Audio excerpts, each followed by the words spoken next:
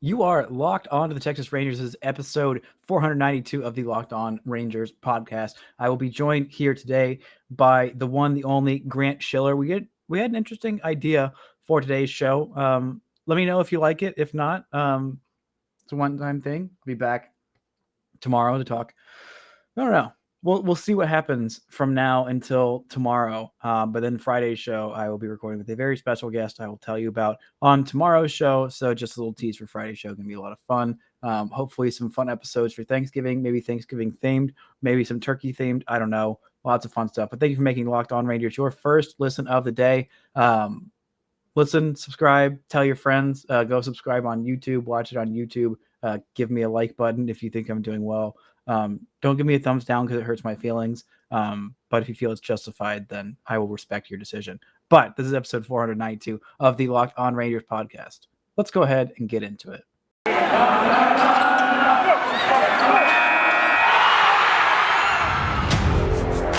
You are Locked On Rangers, your daily Texas Rangers podcast. Part of the Locked On Podcast Network, your team every day.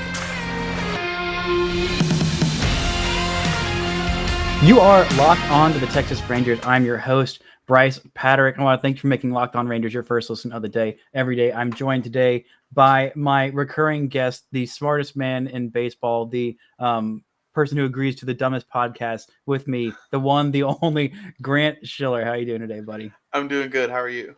I am good. It is November. The only news that Noah Syndergaard has signed, not with the Rangers, a one-year deal with the Angels, trying to reestablish some value. I literally talked with Taylor Blake Ward, former Locked On Angels host, like last night, super late, and then of course early this morning is when he signs, and so we can't talk about that.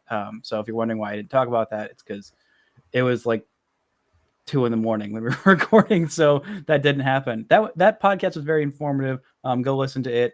And also go buy his book. This podcast is not informative, but it's going to be fun. We're going to have fun.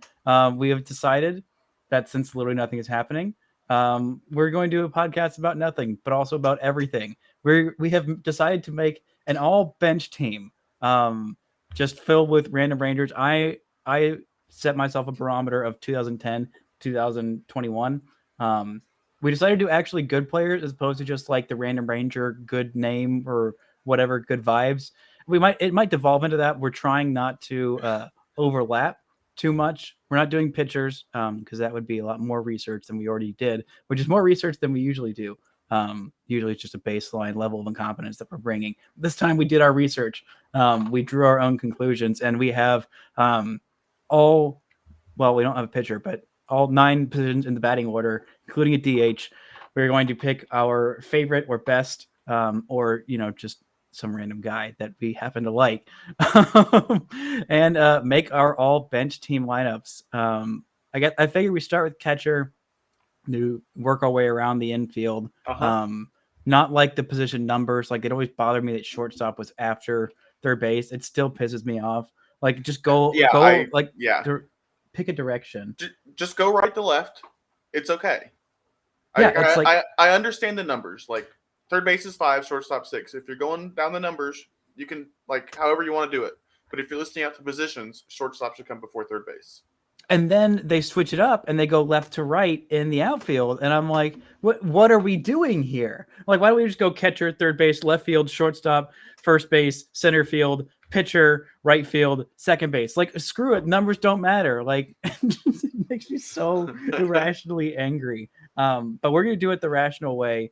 Actually, I think I go back to the actual left to right field anyway. So yeah. I'm a complete, and total jack off. But I'm going right there. It's a logical jump, not like shortstop to left field. It's I guess technically they're about equidistant, but it doesn't matter. I've already stalled enough. Let's start with catcher, and you know what? This one is too good to let you have a chance of going for it. There's no overlaps. We're gonna go back and forth as we do this, so I don't just always get the first one. Grant would be totally screwed. That would be unfair. But with this catcher, I'm so proud of it, and it's also a huge burn to this guy because it makes me happy. Where'd we go? Where's the actual baseball reference page? Yeah, I'm going to go with the one, the only. It may sound like a cop-out, but it's not a cop-out. It is Jonathan Lucroy, who was never the primary starting catcher, was actually pretty good for 1 year that he was with the Rangers, but could not win the job from the one, the only Robinson Chirinos, and that still makes me happy to this day. And it basically ended his career. He kind of quit and stopped being good defensively after that, throwing a hissy fit because he wasn't good enough to beat Robinson Chirinos. People forget Robinson Chirinos actually really freaking good catcher. But that's my guy. Did I steal your guy? Yeah. No, you didn't. I kind of thought you were going to go like Giovanni Soto or something. Like he's the best, like true backup catcher I remember from recently. Mm-hmm. But Lucroy counts because he never would have started 82 games for the Rangers in a season. Right? Okay. You cheated, but that's a very good. That's a very good catcher to start with. I am technically correct. The best kind of correct. I'm gonna throw it back. So you said 2010 to now. I went 2000 to now. But yeah, you live your own truth. Go ham. I'm gonna throw it back to Todd Green. He kind of caught. He also played first and DH'd. He wasn't a very good defensive catcher back in 2002 and 2003. And I remember him hitting for power, and I'm realizing now as I look at his BREF page that he hit 243 and had a 257 OBP because he just did not walk. But he did like 486 and hit 20 home runs in 104 games. So that's what I'm remembering. I'm going to make him my catcher. That's solid. Also, your screen is totally frozen right now. I don't know if it's frozen for you. I'm getting the audio, but yeah, as soon as it started, I saw it just go black. So well, that's great. We're going to keep powering through. It says network connection 0 out of 10. That's not great. But I can still hear you. And technically, we can still see your face. So we're going to keep powering through because I have dinner plans and I would like to meet those. But let's let you go first for first base. So first base, I don't know this is going to win me many games here, just given when the Rangers had him in his career. But I'm going to take Travis Hafner. People forget that he actually came up and debuted with the Rangers. He was okay, 716 OPS. The walks and strikeouts are pretty good, 8 walks, 15 strikeouts. And they ended up trading him for Einar Diaz, which did not turn out real great. But he's going to be my first baseman. It's probably a little bit of a stretch and more so on his Cleveland time than his Rangers time. That's who I'm going with. That's a solid pick. Mine is way off the radar. He only played 18 games with the Rangers actually in 2015, but he was really solid in that time. Played left big 18 field. Games. Yeah, 18 games. Played left field, first base, and DH. But in those 18 games, he had 3 home runs, 5 doubles, had an OPS of 875. This is the one, the only Kyle Blanks. No, that's my DH. Oh no! No, okay. Oh man, yeah. I honestly completely forgot about this guy. Which is kind of insane to me. He was 28 that year. Like he had 875 OPS for a contending team in, albeit a small sample size. But he didn't get another chance in the bigs after that. Like that's kind of baffling to me after that good of a season. Well, didn't he have? I think he had heel problems. Did he? Yeah, I think so. Oh, that's a real heel turn. Oh. He had an 845 OPS the year before in 26 games with split between the Padres and Oakland. Yeah, that's a real bummer. The injuries. He looked like he was a 42nd round draft pick. Played in the big leagues for 7 years. He was a big dude. He could hit pretty decently. Yeah, he could. I can't believe you pulled Kyle Blanks before I did. He wasn't, as they say, firing blanks. Oh, that's 2 terrible puns on one player. Oh, gosh. I feel so good about it. But I'm going to switch up, and I'm going to go first on second baseman. Who's on first? Kyle Blanks. Who's on second? Esteban Hermann. Pinch running specialist in the in those playoff years. Pinch running specialist.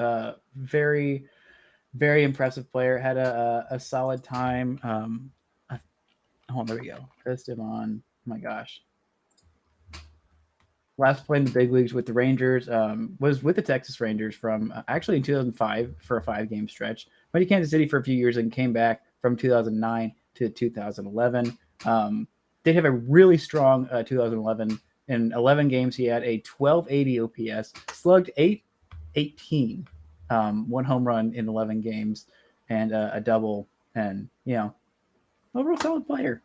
Solid player. Don't ask me about his other OPSs and how many games he played in those other seasons. We don't need the overall line. We just need the small sample that benefits you. Yes, exactly. Actually, no, I will take another small sample. 2005, he had a 1750 OPS in 5 games, 4 plate appearances. So, yeah, suck it. And 2 stolen bases. 2 stolen bases in 4 plate appearances. That's pretty good. Pitch running specialist. That's his job. Well, he did darn good at it. Now let's head to you for your second baseman. I'm good. This is the first position I feel like I beat you on. I'm going to go with Ramon Vasquez. He was a super utility guy in 07-08. In 08, he had a really good year. OPS of 795, 1.5 win season coming off the bench. Maybe, I think for me, his most memorable moment as a Ranger, though, was he hit a walk-off double at home. And then in the post-game interview, like Emily Jones, or whoever it was back then, interviewing him on the field, he basically called out the fans and said they were bad fans and terrible. It didn't go over real great, shockingly enough, for a bench player to say that about the fans on TV after a win.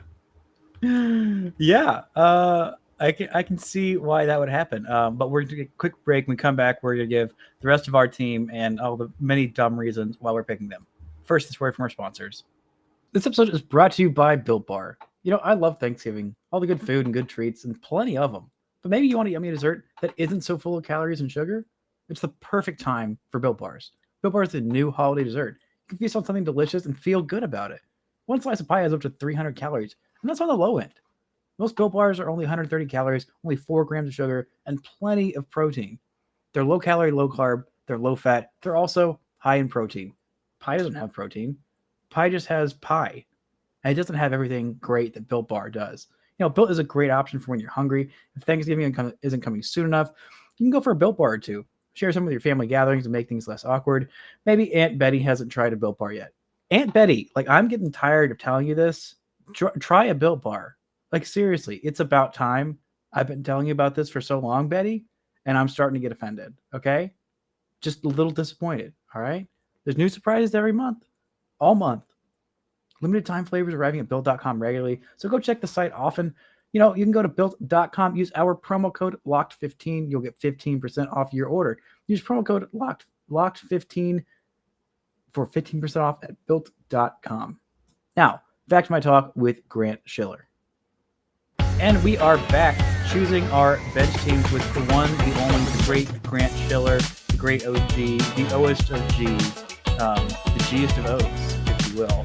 And his screen is still, his network connection is still frowny face. It's switched from 0 to 10. It's just giving me a frowny face and flipping me the double bird. So we're just going to keep on powering through. And at least you were smiling when your screen froze. So it looks like we're having a good time this whole time. But it is shortstop. And I believe it's your turn. Or did you just give your short?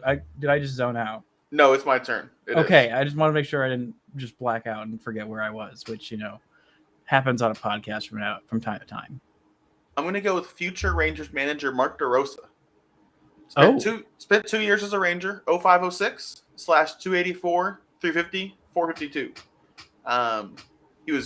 He basically reinvented and restarted his career as a Ranger. I don't think he played much shortstop, so I'm probably giving up some defense here. But he put up 4.9 wins over those 2 seasons in B-War. So I'm feeling pretty strong with that pick. Mm-hmm. That's a solid pick. And mine, this is probably my worst player, but it's more of I don't know. I just kind of like this guy. He had a 0 WAR in 43 games with the Rangers. Only played 1 season with Texas before being traded up to Milwaukee. That is Luis Sardinias. Played a lot of different positions, was super fast, had less than 0 power. This is the scouting scale goes from 20 to 80, and on his power, it was always a -5. This dude, he had 6 doubles in 125 plate appearances. Those were the only extra base hits for the Rangers. Could really pick it at shortstop. Yeah, he could. I don't know why they gave him negative defensive value on his D-WAR that year, but played a lot of positions, played shortstop really well, really fast. Just kind of like the guy. So that's my shortstop is Luis Sardinias. I figured you'd go Hanser. I was close. Honestly. I really thought about it. I don't know why I pulled up the 2014 baseball reference page, hoping to find good players there, because there were not good players in the starting lineup there. But I do have one guy here. I don't know if he counts. He might, but he was here so short that I feel like it doesn't count as being a primary starter. But this guy actually is on the 2014 Rangers team. My third baseman, the one, the only, Kevin Kuzmanov. Hey, there you go. Dude, do you remember how many Shergies they made of that guy? Like, he was just an absolute no-name veteran there for like a month.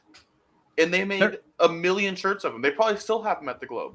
I bet they do. You know how many games he played with the Rangers? I feel like he played for like months. He played 13 games in 2014. Yeah, 13. And in that time, they made the entire warehouse out of Kevin Kuzmanov shirts. As they should have. 2 home runs, 6 doubles, batting average. This is triple slash line. 362, 412, 617, 1,029 OPS in 13 games. And then was it him that broke his thumb high-fiving Craig Gentry? No, he hurt his back. Okay, he hurt his back. Okay. Who is it that broke their thumb? Well, now that you say that, my third baseman is Jeff Baker. That's the one. That's the one. Who put up a 905 OPS, 11 home runs, and 175 plate appearances. And right at the peak of him being super hot, he broke his thumb high-fiving Craig Gentry. That is still my favorite baseball story of all time, is that Levi, like, in the ravages of spring training, everyone's gassed. We're all asking the same stupid questions. We're watching the same guys who aren't going to play. We're not learning a damn thing. We're all still here for another 3 weeks, and everyone's miserable and angry. I'm going to go write this stupid story about a guy high-fiving another guy's thumb off and go on this insane rabbit trail that, for like, a 1-year utility guy. For a 1-year utility guy. And, like, I think it took him like 3 months to, like, finally figure it out. Like, he asked JD who it was, and he's like, do you know? He's like, I know, but I'm not going to tell you. Good luck.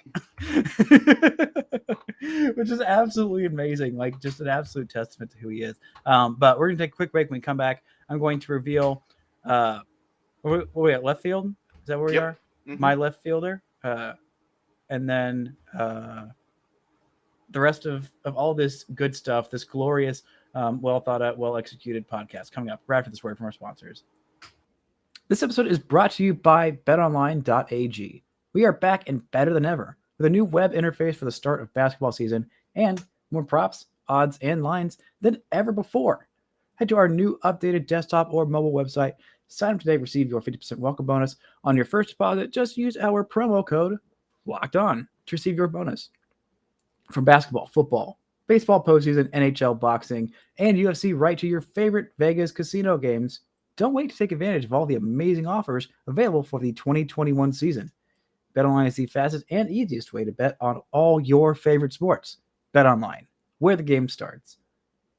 And now, back to my talk with the OG Grant Schiller. And we are back with the glorious, the bench brawler, the bench beneficiary. I don't know. Other B words that I can say on this podcast and alliterate with bench Grant Schiller. We are picking our all Rangers bench team. I don't know why I'm bringing this in like a radio show. Like, if you're just tuning in, nobody tunes into the middle of a podcast. That's not a thing. They're like, well, we're here. Like, gotta reintroduce it. Maybe just because I do it because I'm forgetful sometimes, and in case they're not watching on YouTube, you kind of forget. Or if you even are watching on YouTube, you think that he's maybe not still there, and I'm just projecting the second voice out of the side of my neck or something. I don't know. But I've seen you do it. Yeah, I have done it. Not on this show because I didn't want to freak people out, and I also didn't want to show off. But anyway, we're picking our all Rangers bench team, and we are on left field. And, I've got a guy who is on a good Rangers team, who is on a very good Rangers team. And I am spelling as I'm trying to type his name that I can't spell very, very good because it's hard to spell. But my left fielder is a former Gold Glover, actually. Was with the Rangers for a brief 15 games. A big difference in those 15 games. And also, I believe, played in the playoffs a little bit as well. A guy named Jeff Francoeur. Okay. I feel really good about it. Hit 340 with the Rangers. Slugged 491 at 848 OPS. The next year in Kansas City, he actually had an 800 OPS in 153 games, playing every day. But he wasn't playing every day for the Rangers. He was just kind of defensive replacement. They're like, all right, well, we're going to put you in there because David Murphy kind of sucks at defense. But come on in and make things better defensively. And he did. And he was a part of the first World Series team in franchise history. So Jeff Francoeur, my all-bench left fielder. And if you'll remember that September, he wore a walk-off hit-by-pitch off Mariano Rivera. I do. Great moment. Absolute great moment. Uh-huh. Great Ranger. Rangers legend. He just took it off the elbow and stood there grinning. He played 1,480 games in his career. I feel like this is one of the few times he was ever like just a primary bench guy. Is the Rangers like, yeah, he can sit on our bench. But, it worked. It did. He was helpful. Anyway, who is your left fielder of your all-bench team? I'm going to throw it back a little bit further and grab Jerry Hairston Jr., a Ranger in 2006 and 2007. Oh, that's a solid pull. As I'm looking at his BREF page, I'm not as confident that it is. Because I remember him being pretty decent. But I'm looking at a slash line here of 194, 262, 279 as a Ranger. Well, I remember him being just as good as you do. I mean, he's the one who had that insane catch, right? That's Gary Matthews Jr. Oh, a different Gary for a different time.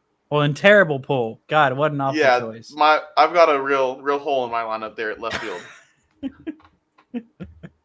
At least he's pulling out these great, amazing fake catches that I'm attributing to him that are not actually his. But who is we are on to center field. Who is your center fielder? I'm 1,000% taking your guy here. It's Craig Gentry. Damn it. I knew you were. Oh, kitten face. How could you steal my thumb-breaking king? I can't believe you would do this. I'm reuniting Baker and Gentry. I'm going to take the great base running, the great defense, and the honestly only slightly below league average offense. 94 OPS plus is a Ranger. Mm-hmm. Yeah, he was solid. I had to prepare because I saw that. I'm like, you brought up Craig Gentry. We were talking before, and I was like, oh no, he knows. I thought you were going to take Luke Roy or Kevin Kuzmanov, so I felt like I had to have. I was lucky that I had those first, but you weren't going to take them. But I think this might be one of our few overlaps. I will move the guy who I was going to put in right field stupidly. Now he can be running free in center field where he always wanted to be. The Texas boy. He was born. Wait, hold on. Born in Atlanta, Texas. What? That's a thing. Atlanta High School in Atlanta, Texas. I have no idea what the heck that is. But he also went to the University of Texas. Was drafted by the Houston Astros. Got out of there as fast as he could. Never actually played for the Astros in the big leagues. Thank God. He can remain pure. One of three teams. He had a 9-year career. Texas is one of three teams that he played for multiple years. He played 46 games in those 2 years, and one of those years was 2015. The other year, 2016. Not consecutively. He spent the first half of the first part of the year in 2016 with Atlanta. He finished the 2015 season with the Rangers, 27 games there, and then 19 games in 2016 at the back half of that season, or actually the middle half, because he also played for Baltimore that season as well.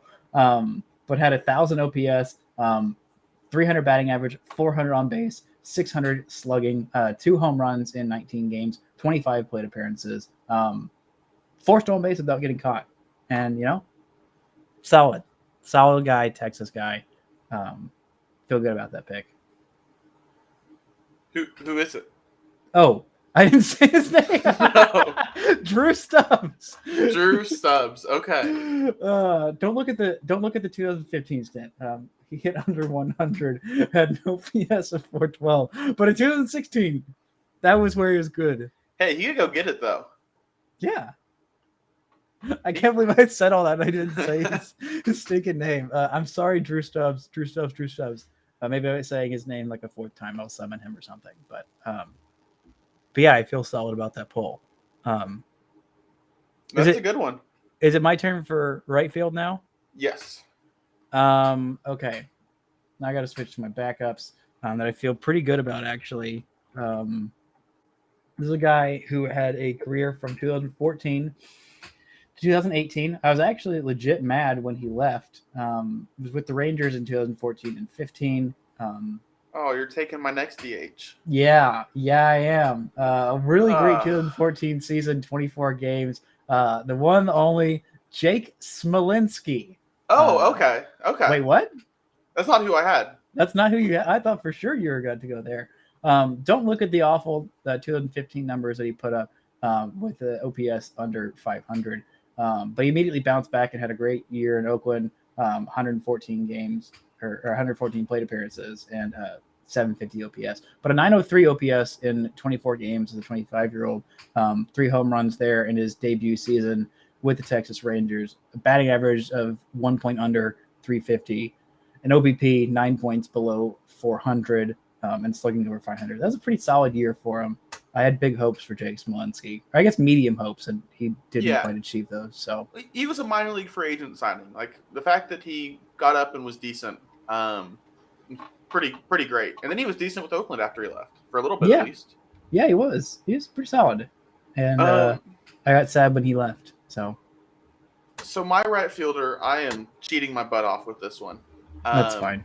Totally just playing the game based on the years we're looking at, which was for me 2000 to the present, and I'm taking Juan Gonzalez. That's 100% cheating. 1000%. Who came back in 2002, 2003 because he was injured so much, never started 82 games. Okay. And put up a couple of solid seasons. 2003 hit 24 homers, 901 OPS. So he's gonna be my right fielder, and even though I'm cheating, I feel good as long as I win. That's the bottom of baseball. That's the Houston Astros. Like, it's in their locker room. As long as I'm cheating, I feel good. Right. Yeah, I think they had that on the way to like the dugout. Yeah, it's gotta. It's like in college football, like you had the little thing that you like smack the sign. As long as I'm cheating, I win. Smack. Right. Oh my gosh, maybe it's like, and like the camera is like right next to it or something like that. I don't know. Picturing this amazing visual. But I think you're next, and with your last pick, the DH. My DH, who also played from 2014 to 2018, and I really thought you were about to take, is Ryan Rua. Damn.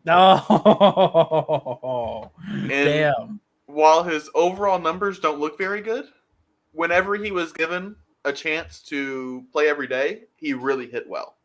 So now that he's going to be my starting DH, he's going to be my lineup every day, I feel good he's going to perform.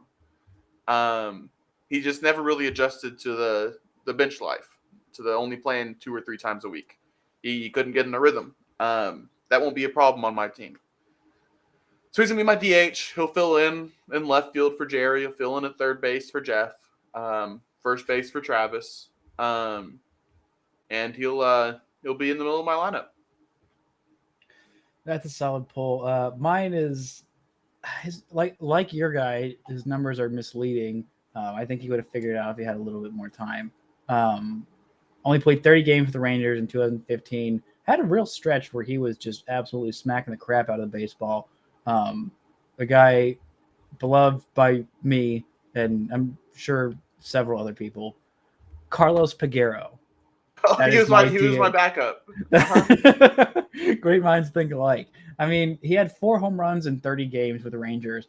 I'm pretty sure all those came in like a week span. Like, that guy just had like an absolute blistering start to his Rangers career. Also had 4 doubles as well. The on base was much better than the the batting average. Batting average was sub 200. On base was 310, so not great, but better than the batting average.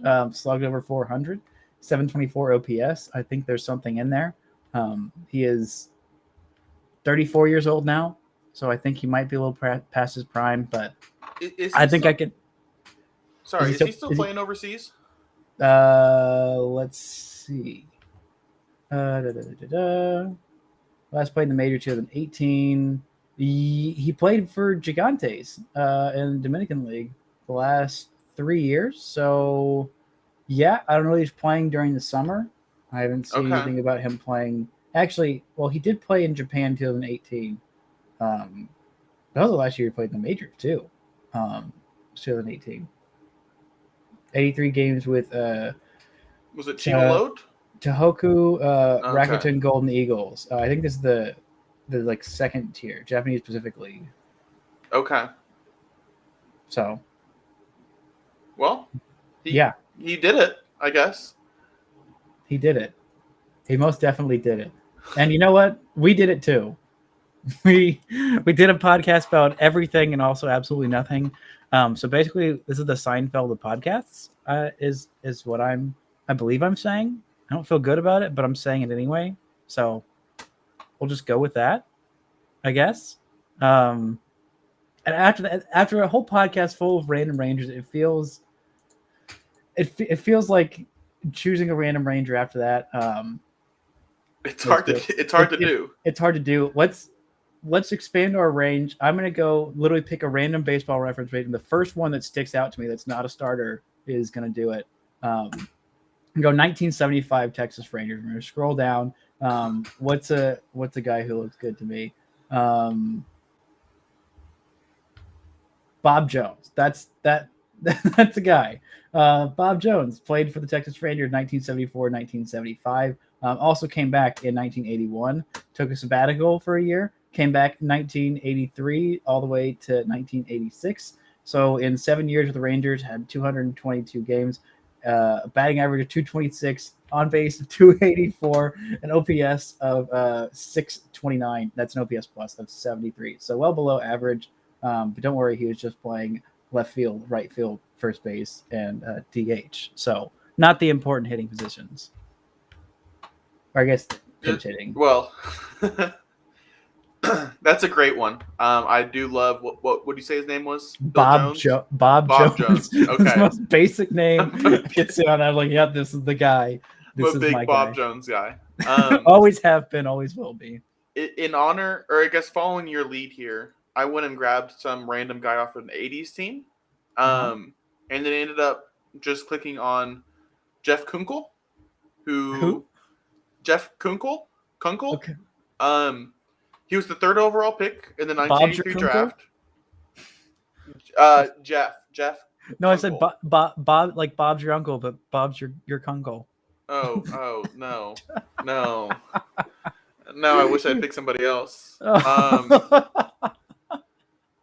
Okay, so he was the third overall pick in the 83 draft by the Rangers. He debuted in 84. Okay. And actually was a Ranger from 84 to 90. In that time, he only played in 337 games, though. And despite having 7 years as a Ranger, he had an OPS of 623, an OBP of 263, and was generally pretty terrible. 37 walks, 226 strikeouts. He put up 1.1 WAR in 337 games as a Ranger. That's not great. But it's time to remember him. I think it's time that we bring him front of mind.